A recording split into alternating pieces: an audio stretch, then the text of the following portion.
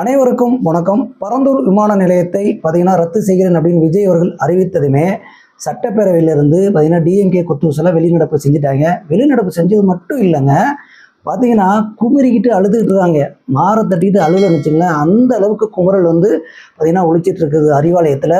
இது மட்டும் இல்லாமல் ராசா இருக்கார் பார்த்தீங்களா, இவர் தமிழக வெற்றி கழக அமைச்சர்கள் எல்லாம் தருதலைன்னு சொன்னார். யாரை தருதலைன்னு சொன்னார், எதற்காக தருதலை சொன்னார் அப்படின்றதையும், அதற்கப்புறம் இங்கே அறநிலையத்துறை அமைச்சர் ரமேஷ் அவர்கள் ஏகப்பட்ட விஷயங்களை கோரிக்கைகளை முக்கிய துறை சார்ந்த அதிகாரிகிட்ட பேசியிருக்காரு. இது சேகர் பாபு கிட்ட கசிஞ்சிருக்கு. எப்படிப்பா போச்சு? இன்னும் இங்கே அறநிலையத்துறை அமைச்சராக சேகர் பாபு தான் இருக்கிறார் அப்படின்ற மாதிரி ஒரு சலசலப்பாக சில விஷயங்கள்லாம் பேசப்படுகிறது.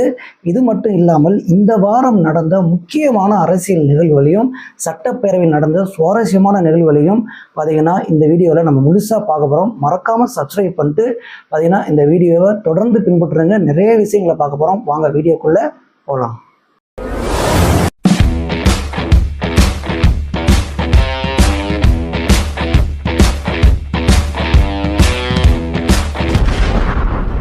முதல்வர் விஜய் அவர்கள் பரந்தூர் விமானத்தை ரத்து செஞ்சேன்னு சொன்னதுமே சட்டப்பேரவையிலிருந்து டிஎம்கேலாம் வெளிநடப்பு செஞ்சுட்டாங்க. ஒரே ஒரு விஷயம்தான், அதே சட்டப்பேரவையிலிருந்து நாங்கள் ஏன் இந்த பரந்தூர் விமானத்தை கொண்டு வந்தோம், எதற்காக கொண்டு வந்தோம், இது மக்களுக்கு எந்த வகையில் பயன்படுது அப்படின்னு சொல்லி அந்த இடத்துல பேசியிருக்கணும். பேசாமல் வெளிநடப்பு செஞ்சுட்டாங்க. அதுக்கப்புறம் டிஆர்பி ராஜா அவர்கள் இதற்கான விளக்கங்கள்லாம் கொடுத்துட்ருக்காரு. அதாவது இதற்கு நாங்கள் கட்டுவதற்கு எத்தனை நாள் இதுக்கு ஒரு ஸ்கெட்சு போட்டு பிளான் பண்ணி எங்கே நிலம் வாங்கலாம், எவ்வளோ நிலம் கையகப்படுத்தலாம் அப்படின்னு சொல்லி ஒரு விஷயத்த சொல்கிறாரு. இதனால பொருளாதாரம் உயரும். அது ஒரு விஷயத்தை இன்னொரு விஷயத்தை ஆழமாக பதிவு பண்ணுறாருங்க. என்னென்னா, இந்த பொருளாதார விஷயத்தில் எந்த கட்சியுமே தயவு செய்து தலையிடாதீங்க. ஏன்னா தமிழ்நாட்டோட வளர்ச்சி கீழே பாதாளத்துக்கு போகுது அப்படின்ற மாதிரிலாம் சொல்கிறாரு. எந்த அளவுக்கு பாதாளத்துக்கு போகுதுன்னு இப்போ நம்ம சொல்கிறோம். ஏன்னா இங்கே பரந்தூரில் கட்ட வேண்டிய அவசியம் என்ன அப்படின்னு டிஎம்கே அங்கதாங்க ஒரு பண்ணை வீடே கட்டியிருக்காங்க. பண்ணை நிலமே வாங்கி வச்சுருக்காங்க. அவ்வளோ பெரிய பண்ணை நிலங்கள் அங்கே இருக்கிறது. இந்த டிஎம்கே இந்த கருணாநிதியோட மகனான முத்துவேல் கருணாநிதி ஸ்டாலின் அவர்கள் பேரில் இருக்குது. இதில் முத்துவேல் கருணாநிதி ஸ்டாலினோட அவங்க மனைவி பேரில் ஸ்ப்ரிங் அப்படின்ற ஒரு வாட்டர் கம்பெனி அங்கே இருக்குது. அப்போது இந்த நிலங்களோட வேல்யூ அதிகப்படுத்தணும் அப்படின்னா என்ன பண்ணணும், அங்கே ஒரு பெரிய பஸ் ஸ்டாண்டோ இல்லை இந்த மாதிரி விமான நிலையமோ இல்லை ரயில் நிலையமோ ஏதாவது ஒன்று கட்டணும். அப்போ அங்கே எல்லா இடங்களுமே வேல்யூ எல்லாம் அதிகமாகிடும், நிலத்தோட வேல்யூ அதிகமாகிடுச்சுங்களா. இது பயன்படுத்தி தான் அங்கே இவங்க விமான நிலையம் கட்டுறதுக்கே பிளான் பண்ணாங்க. இதற்கும் பொருளாதாரத்துக்கும் என்ன பிரச்சனை? டிஆர்பி ராஜா அவர்களே, இப்போ இங்கெல்லாம் இல்லைன்னு சொல்லி நீங்கள் ப்ரூவ் பண்ணுங்களேன் பார்ப்போம். எதுவுமே ப்ரூவ் பண்ண முடியாது. அவ்வளோ நிலங்கள் இருக்குங்க. சரி, இவர் முத்துவேல் கருணாநிதி ஸ்டாலின் தான் நிலத்தை வாங்கி போட்டார் அப்படின்னு வச்சுங்க. அதுக்கப்புறம் இந்த டிஎம்கே கொத்துசுனா இருக்குது பார்த்தீங்களா, நம்ம அண்ணனே அப்பாவே வாங்கிட்டாரே நம்மளும் வாங்கி போடுவோம்னு சொல்லிட்டு சுற்றிலும் வாங்கி போட்டாங்க. பரந்தூரை சுற்றி கிட்டத்தட்ட ஏகப்பட்ட ஏக்கர் நிலங்களை டிஎம்கேவோட இந்த குடும்பம் மட்டும் இல்லாமல் இந்த அமைச்சர்கள் எம்எல்ஏக்கெல்லாம் வாங்கி போட்டாங்க. வாங்கி போட்டு இந்த ஏர்போர்ட் கட்டினதுக்கப்புறம் இந்த நிலமெல்லாம் நீங்கள் ஒரு சுமாராக ஒரு சென்ட் நிலம் ஒரு 2 லட்சம் 3 லட்சம்னு வச்சுங்களேன், அது 2 கோடி 20 கோடி கூட போகும். ஏன்னா ஏர்போர்ட் வந்துச்சுன்னா அதை சுற்றி எவ்வளோ கம்பெனிஸ், எவ்வளோ தேட்டர்லேருந்து எல்லா வசதிகளும் அங்கே கட்ட ஆரம்பிச்சிருவாங்க. எல்லாமே பறந்து விரிந்து அந்த இடமே ஒரு சிட்டியாக மாறிடும்ல. அப்போ அந்த நிலத்தோட வேல்யூ எந்த அளவுக்கு உயரும்னு தெரிஞ்சுட்டு இவங்க பிளான் போடுறதே டிஎம்கே இப்படி தான் வச்சுங்களேன். இதற்கு பின்னாடி இவ்வளோ பெரிய விஷயம் இருக்குது அப்படின்றத மக்கள் நாம் உணர வேண்டும். இதில் அதாவது சட்டப்பேரவையில் நிர்மல்குமார் அவர்கள் இந்த விஷயத்தை எடுத்து பேச வந்தார். பேச வரும்பொழுது மாப்பிள்ளை அதுன்னு சொல்லிட்டாரு. உடனே அங்கே என்ன பண்ணிட்டாங்க டிஎம்கே கொத்துசலாக, நீங்கள் லாட்ரை மருமா அப்படின்னு சொல்லிட்டாங்க. இது நமக்கு தேவையே இல்லைன்னு வச்சுங்களேன். ஏன்னா அங்கே நிலங்களை இவங்க வைத்திருப்பது பண்ணைவெளியில் வைத்திருப்பது, இந்த மாதிரி ஸ்ப்ரிங் வாட்டர் கம்பெனி வச்சிருப்பது எல்லாம் உறுதி செய்யப்பட்டது. இந்த ஆதாரங்களாம் எடுத்து சட்டப்பேரவையில் பேசியிருக்கலாம், அதாவது செய்தியாளர்களை சந்தித்தா வெளியிட்டிருக்கலாம். இந்த வேலைகளை அடுத்து தமிழக வெற்றி கழகம் செய்யணும்னு நம்ம நம்புவோம். இதில் இந்த ராசா இருக்கார் பார்த்தீங்களா, இவர் ஒரு திருமண நிகழ்ச்சியில் நிர்மல்குமாரை பற்றி தான் அங்கே தவறாக பேசினார். அதை நிர்மல்குமார் ஒரு விஷயத்த சொன்னார். அதாவது இனிமேல் அறிவாலயத்தை, இந்த அறிவுகட்ட ஆலயத்தை நீங்கள் வெள்ளை அடிக்க வேண்டியதான், வாடகைக்கு விட வேண்டியதான் அப்படின்னு சொன்னார். அதுக்கு இந்த ராசா என்ன தெரியுமா சொன்னார், அதாவது இந்த சில அமைச்சர்கள்லாம் தருதலை அமைச்சர்கள் அப்படின்றது. தருதலை அமைச்சர்கள் எல்லாம் அறிவாலயத்தை வெள்ளை அடிக்க வேண்டும்னு சொல்கிறாங்க. இந்த திராவிட கழக ஆட்சி வந்ததுக்கு அப்புறம் தான் தமிழ்நாட்டில் எல்லாருமே வெள்ளை அடிச்சிருக்காங்க. இவர் சொல்கிறதுக்கு வக்கிருக்கா அப்படின்னு கேட்டார். இந்த ஆராசா என்ன பண்ணலாம்? ஏங்க இப்போ நிர்மல்குமார் சொன்னதுலாம் ஒரு பிரச்சனை இல்லை. அறிவாலயம் அறிவுகட்ட ஆலயமாக தான் இருக்குன்றவங்க நல்லாவே தெரியும். ஏன்னா அந்த அறிவுகட்ட ஆலயத்தை உருவாக்குனதே ஒரு அறிவுகட்டவர் தான் வச்சுங்க. அப்படி இருக்கும் பொழுது இங்கே தமிழ்நாட்டுக்கு இந்த திராவிடம் ஆட்சி வந்ததுக்கப்புறம் தான் வெள்ளை அடித்தாங்க அப்படின்னா, பேண்ட் சட்டை போட்டது, அதுக்கப்புறம் கோட் ஷூட் போட்டது, பார்த்தீங்கன்னா நம்ம கார் வாங்கினது, நிலங்கள் வாங்கினது, குளிக்கிறது முதற்கொண்ட சோப் போட்டு குளிப்போம்னு சொல்லுவாங்க தெரியுங்களா? நிறைய பேர் கிராமத்தில் சொல்லுவாங்க, உனக்கு சோப் போட்டு குளிக்க தெரியுமா அப்படின்லாம் கேட்பாங்க. சோப்பை உருவாக்குனது ஒரு கார்பரேட் கம்பெனி. நம்மளால ஆரோக்கியமாக தான் குளிச்சுட்டு இருந்தோம். பார்த்தீங்கன்னா ஆற்றுல குளிச்சுட்டு ஃப்ரெஷ்ஷாக தான் இருக்கும்னு வச்சுங்களேன். ஆனால் இவங்கெல்லாம் இதை உருவாக்குனதெல்லாம் திராவிட கழகம் தான் சொல்லுவாங்களாட்டுக்கு. கேவலமாக இருக்குங்க. ஏன்னா அந்த அளவுக்கு இவங்க நம்ம தரங்கட்டு போயிட்டு நினைக்கிறேன். ஏன்னா இவங்க பார்த்தீங்கன்னா தமிழ்நாட்டுக்கார மாதிரியே பேசலை. இவங்க யாருன்றதை நீங்களே முடிவு பண்ணீங்க. அதில் தருதலை அப்படின்னு சொன்ன பார்த்தீங்களா, இந்த ஆராசா தருதலைக்கு இதை சொல்லுவதற்கு வக்கு இருக்கா இல்லையா அப்படின்றதான் நாம் இந்த இடத்துல ஒரு கேள்வியை வைக்கிறோம்னு வச்சுங்களேன். அடுத்ததான் பார்த்தீங்கன்னா சட்டப்பேரவையில் இந்த முன்னாள் அறநிலையத்துறை அமைச்சர் சேகர் பாபு எந்திரிச்சு 106 கோரிக்கைகளை பற்றியும், அதாவது என்னை பற்றி 7 துறைகளை விசாரணை மேற்கொண்டார்கள் அப்படின்றத பற்றியும் பார்த்தீங்கன்னா விலாவரியாக பேசினாருங்க. பேசும்போது அந்த பக்கம் இருந்த நம்ம தற்போது அமைச்சர், அதாவது அறநிலையத்துறை அமைச்சர் ரமேஷ் அவர்கள் மூஞ்சல் கிட்டுக்கிட்டுன்னு ஆயிடுச்சு. இது எப்படி அதாவது 106 கோரிக்கைகளை அறநிலையத்துறை அமைச்சரான தமிழக வெற்றி கழக அமைச்சரான ரமேஷ் அவர்கள் பார்த்தீங்கன்னா வகுத்து வச்சிருந்திருக்காப்புல. அது மட்டும் இல்லாமல் 7 துறைகளை கூப்பிட்டு இவர் தாங்க விசாரணை நடத்தி பேச்சுவார்த்தை நடத்தியிருக்காரு. அப்போ இந்த விஷயம் எப்படி வெளியில போச்சு, அதுவும் சேகர் பாபுக்கு எப்படி போச்சு, இந்த துறைமுகத்துக்கு எப்படி போச்சுன்னு சொல்லிட்டு பார்த்தோன்னா குமுறி எடுத்திருக்காரு. அப்போ நம்ம அந்த துறையை சார்ந்த அந்த அலுவலர்கிட்ட விசாரணை மேற்கொள்ளும் பொழுதும் இந்த 106 அறிக்கைகளை பற்றி நம்ம பேசும்பொழுதும், இந்த கோரிக்கைகளை பற்றி பேசும்போதும் இவர்கள் தான் அங்கே போய் சொல்லியிருக்காங்க. அப்போது அறநிலைத்துறையில் இன்னமும் சேகர் பாபுகிட்ட இவங்கெல்லாம் கனெக்ஷன் இருக்காங்க அப்படின்ற ஒரு பார்த்தீங்கன்னா பயங்கரமாக கொந்தளிச்சிருக்காரு. கொந்தளிச்சு அவங்களெல்லாம் கூப்பிட்டு பார்த்தீங்கன்னா வான் பண்ண மட்டும் இல்லைங்க, வேற துறைக்கு மாத்திரம் தான் சரி வரும் அப்படின்னு சொல்லிட்டு முதல்வர்கிட்டே பேசிட்டாராம், முடிவெடுத்து விட்டார்களாம். இப்போ நல்லா தெரிஞ்சுக்க, இன்னமும் பார்த்தீங்கன்னா தமிழக வெற்றி கழகம் அடுத்த கட்டத்தை நோக்கி, தமிழக வளர்ச்சியை நோக்கி போகிறதுக்காக வேலை செஞ்சுட்டு இருக்காங்க. இப்போ யார் கொத்தூசா வேலை செய்கிறாங்கன்னு மட்டும் பாருங்கள். இன்னும் அரசு அலுவலர்களும் தயவு செய்து உங்கள்கிட்ட கொஞ்சம் ரிக்வஸ்ட்டாக வச்சுக்கிறேன், உண்மைக்கு வேலை செய்யுங்கப்பா. அவங்கள்ட்ட வேலை செய்கிறேன்னு சொல்லுங்கள், ஆனால் இங்கே எதுவுமே பண்ண முடியலன்னு சொல்லி கொஞ்சம் நடிக்கவாது செய்யுங்க. ஏன்னா எங்கள்கிட்ட தப்பிச்சு வந்துட்டோம், ஆனால் இன்னமும் நீங்கள் அவங்கள்ட்ட வேலை செஞ்சுட்டு இருந்தீங்கன்னு வச்சுங்களேன், என்ன நடக்குன்றதை நீங்கள் பாருங்கள். உங்களுக்கு சாதகமாக நிறைய விஷயங்கள் நீங்கள் பயன்படுத்திட்டீங்க அப்படின்னா, ஒருத்தர் 2 பேர் இருந்தால் பரவாயில்லைங்க, கிட்டத்தட்ட 50% இன்னும் அப்படி தான் இருக்காங்கன்னு சொல்லும் பொழுது ரொம்ப கஷ்டமாக இருக்கா இல்லையா? இங்கே சட்ட ரீதியாக தமிழக வெற்றி கழகம் அந்த நடவடிக்கை எடுத்துக்கிட்டு தான் வந்துகிட்டு இருக்கிறது. ஆனால் இதுக்கு இவங்களாம் திருத்துறதுக்கு பல நாட்கள் ஆவதற்கு தான் நம்ம இந்த ரிக்வஸ்ட்லாம் வைக்கிறோம். தயவுசெய்து புரிஞ்சுக்குங்க அப்படின்னு புரிஞ்சுப்பாங்கன்னு நினைக்கிறேன். இதில் அடுத்ததாக பார்த்தீங்கன்னா டிஎம்கேவின் எதிர்காலங்களை பார்த்தீங்கன்னா வகுக்க வேண்டும், ஒரு கட்டமைப்பை உருவாக்க வேண்டும் அப்படின்னு சொல்லி முத்துவேல் கருணாநிதி ஸ்டாலின் இந்த அறிவுகட்ட ஆலயத்தில் பார்த்தீங்கன்னா டிஸ்கஷன் பண்ணியிருக்காரு. அப்போ பார்த்தீங்கன்னா என்ன பண்ணியிருக்காருன்னா, எல்லாருமே ஒரு விஷயத்த சொன்னாங்களாம். அதாவது பார்த்தீங்கன்னா இருக்கிற மாவட்ட செயலாளர்களும் முக்கியமான அமைச்சர்கள், முன்னாள் அமைச்சர்கள் இவங்க எல்லாமே 60 வயசுக்கு மேல் இருக்கவங்கலாம் தூக்கிடலாம், அவங்கள தூக்கிட்டா பார்த்தீங்கன்னா இளைஞரில் உள்ள சேர்க்கலாம் அப்படின்ற ஒரு ஐடியா கொடுத்துருக்காங்க. ஆனால் முத்துவேல் கருணாநிதி ஸ்டாலின் 70 வயசுக்கு மேல் இருக்கவங்கள பார்த்தீங்கன்னா நம்ம வெளிநடப்பு செய்ய வச்சிடலாம், அதற்கு பார்த்தீங்கன்னா நம்ம இளைஞர்களை கொண்டு வரலாம். அதற்கு முக்கியமாக இன்னொரு விஷயத்த சொல்லியிருக்காரு. என்னென்னு பார்த்தீங்கன்னா, இங்கே விசிக இல்லை, அதாவது டிஎம்கேல இல்லை, அதனால பார்த்தீங்கன்னா தலித் இளைஞர்களுக்கு நிறைய வாய்ப்புகள் கொடுப்போம் அப்படின்னு சொல்லி முக்கியமான ஒரு விஷயத்த பேசியிருக்காருங்க. ஏன்னா இங்கே தமிழக வெற்றி கழகத்தில் ஏன்னா அமைச்சர்கள்லேருந்து எம்எல்ஏக்கள்லேருந்து ஒரு கூட்டமே பார்த்தீங்கன்னா தலித்து சேர்ந்தவர்கள் நிறைய பேர் இருக்காங்க. அதே மாதிரி இங்கேயும் நம்ம தலித்தை சேர்த்தால்தான் இங்கே ஜென்சிக்களை எப்படி அவங்க உருவாக்கணுமோ நம்மளும் இப்போ உருவாக்கி இருக்கிறோமோ அதே மாதிரி தலித்து உள்ளே இருக்கிறதாதான் நம்ம அடுத்து அதாவது ஜெயிக்கவே முடியும். ஏதாவது சில இடங்களாவது கிடைக்குன்னு வச்சுக்கோங்க, இல்லைன்னா கிடைக்காது அப்படின்னு முடிவு பண்ணியிருப்பாங்க போல தெரிகிறது. இது மாதிரி தலித் இளைஞர்களை சேர்ப்பதற்கு தயாராக இருக்காங்களா.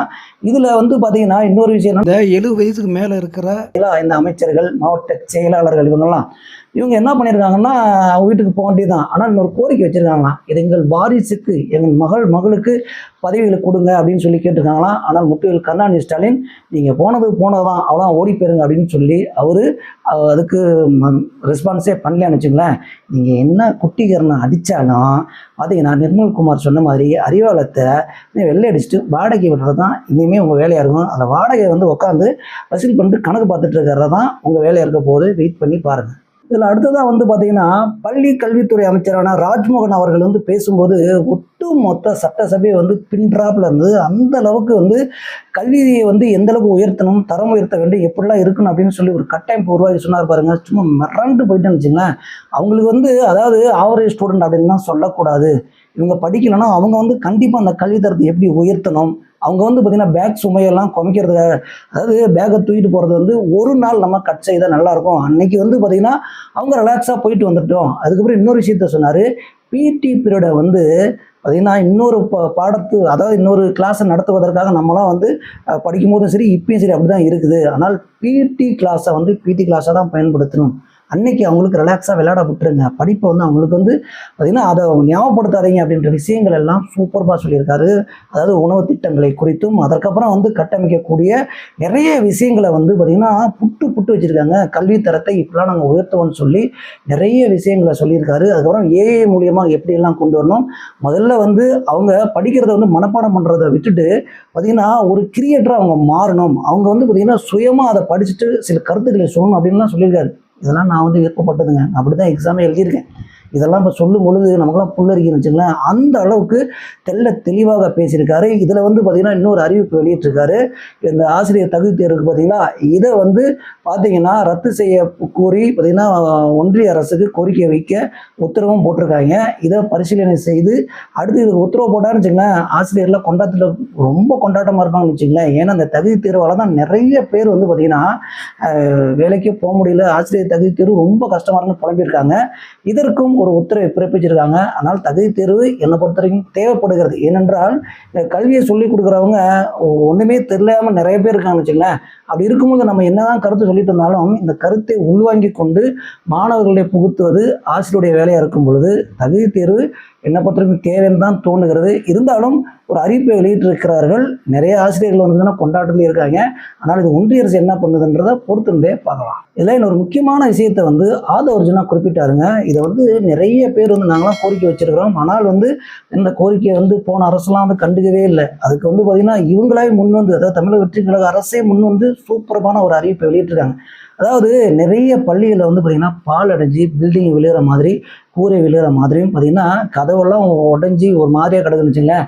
இதுக்கெல்லாம் வந்து பார்த்திங்கன்னா ரெட் சிக்னல், அதாவது ஒரு சிம்பிள் கொடுத்துருக்காங்க. அதை ரெட் சிக்னல் மாதிரி அங்கே போட்டு விட்டு பார்த்திங்கன்னா அங்கே யாருமே போகக்கூடாது.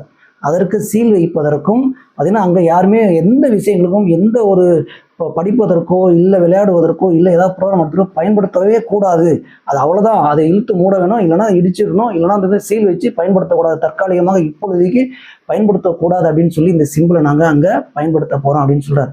அதுக்கப்புறம் வந்து பார்த்திங்கன்னா அந்த எல்லோ வந்து பார்த்திங்கன்னா இங்கே பராமரிக்கப்பட வேண்டியது இன்னும் இருக்கிறது. அதை பராமரிப்பதற்கு நாங்கள் நிதி ஒதுக்குவோம்.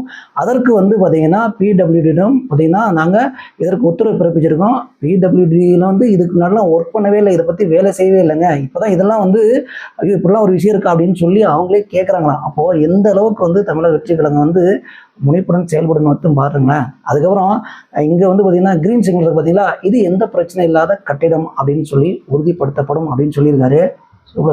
சூப்பரான விஷயம் பார்த்தீங்களா.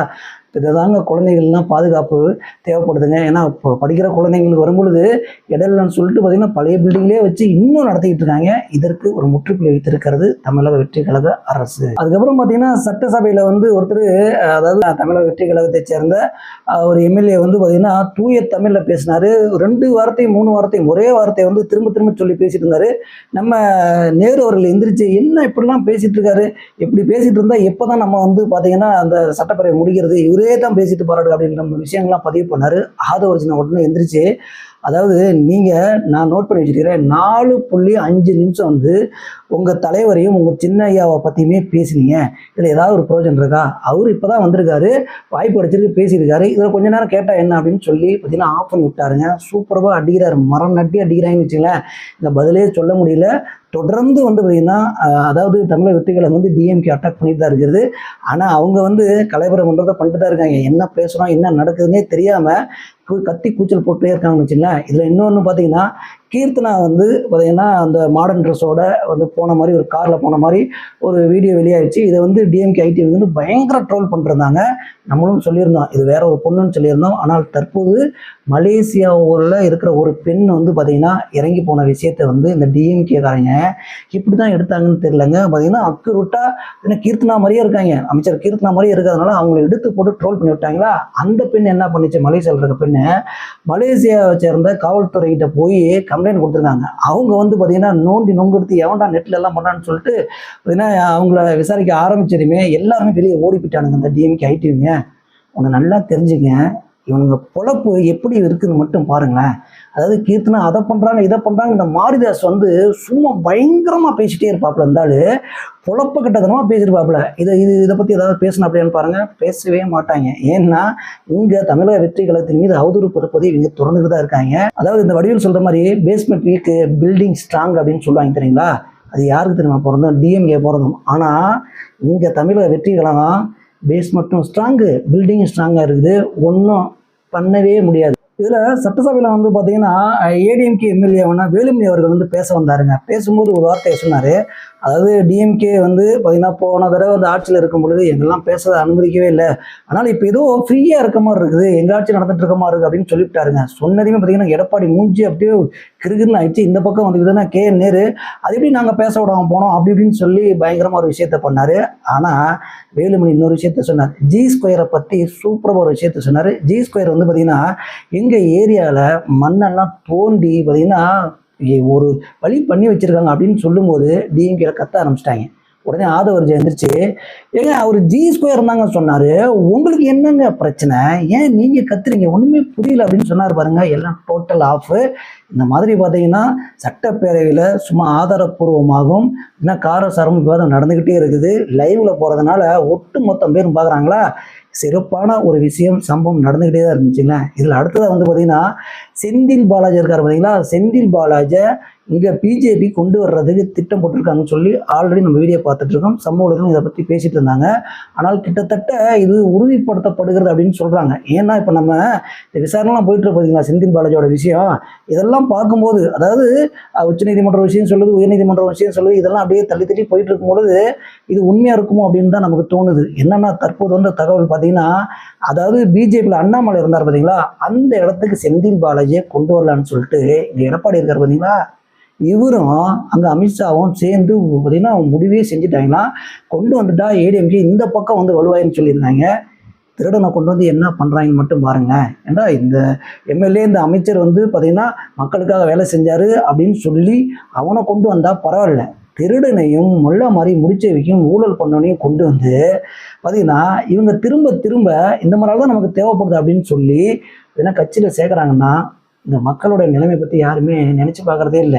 இங்கே கிரிமினலாக யார் செயல்படுறா, இங்கே வந்து பார்த்திங்கன்னா எப்படியாவது மக்களை ஏமாற்றி உள்ளே பூந்து யாரெல்லாம் வந்து பார்த்திங்கன்னா மக்களோட பணத்தை வந்து செலவு செஞ்சு திருப்பி அங்கே இருக்கிற மக்களோட வளங்களிலிருந்து சுரண்டி இவங்க சம்பாதிக்கிறாங்க பார்த்தீங்களா, இவங்க தேடி போகிற விஷயங்கள்லாம் இன்னமும் நடக்குது. அப்படிங்கும்போது இது கால குடும்பம் தான் நமக்கு சொல்ல தோணுகிறது. அதுக்கப்புறம் ஒரு முக்கியமான விஷயங்க, இங்கே வந்து பார்த்திங்கன்னா கர்நாடக எல்லையில் வந்து 3 பேர் வந்து பார்த்திங்கன்னா எல்லையில் சுட்டு கொல்லப்பட்டாங்க இல்லைங்களா. இதோட உறுப்பு ஆய்வு வந்து வந்திருக்குதுங்க. இதில் வந்து பார்த்திங்கன்னா அவங்கள சுட்டு கொன்ன இடத்துல வந்து பார்த்திங்கன்னா வெறும் கரியாக இருந்திருக்கான். அப்போது அந்த கரியாக இருந்தது எப்படி அப்படின்னு சொல்லி அவங்க விசாரணை நடத்தும் பொழுது ரொம்ப தொலைவில் இருந்து சுட்டாங்க அப்படின்னா அந்த கறி இதெல்லாம் இருக்காதான். ஆனால் ஏன்னா ரொம்ப அருகில் இருந்தே பார்த்தீங்கன்னா போய் பேசி இவங்கெல்லாம் வந்து அங்கே ஏதோ ஒரு விஷயம் நடந்து சுட்டுருக்காங்கன்னு சொல்கிறாங்க. இன்னொரு விஷயம் என்னென்னு பார்த்தீங்கன்னா அந்த வனத்தோடு இருக்காங்க பார்த்தீங்களா, இவங்களே அந்த 3 பேரையும் வந்து ஏன்னா மான் பிடிச்சிட்டு வா, மான் கறி கொண்டு வா அப்படின்லாம் சொல்லுவாங்களாம். அங்கே என்ன நடந்துச்சுன்னு சொல்லி பார்த்தீங்கன்னா இனிமேல் தான் விசாரணை மூலயமா தெரிய வரும். ஆனால் இந்த சுட்டு கொல்லப்பட்டது வந்து பார்த்திங்கன்னா ரொம்ப பக்கத்துலேயே சுட்டு கொல்லப்பட்டு இறந்திருப்பது தற்போது தகவல் வெளியாக இருக்கிறது. இதில் வந்து மக்களை காக்க வேண்டிய இந்த வனத்துறையே வந்து சட்டத்துக்கு புறமாக நடந்துட்டு மக்களை குறை சொன்னால் இந்த மக்கள் எங்கே தான் போவாங்க அப்படின்றத நம்ம பார்க்க வேண்டியது இருக்கிறது. இதே மாதிரி தான் காவல்துறையும் நம்ம எல்லாத்தையும் சொல்லணும்னு வச்சுங்களேன். முக்கியமாக வந்து சில பேர் வந்து இப்படி தான் நடந்துக்கும் பொழுது மக்கள் பாதுகாப்பு தேடுவதற்கு இவங்களை பார்த்தா பயப்படுறாங்களே, இதுதான் காரணமே. இந்த மாதிரி பார்த்தீங்கன்னா தமிழ்நாட்டிலும் இந்தியாவில் நடக்கும் அனைத்து விஷயங்களையும் உண்மைக்கு நிகராக உங்களிடம் கொண்டு வந்து சேர்ப்பதற்கு உங்கள் விஜய் சேனலை சப்ஸ்கிரைப் செய்து ஆதரவு கொடுங்கள். நன்றி.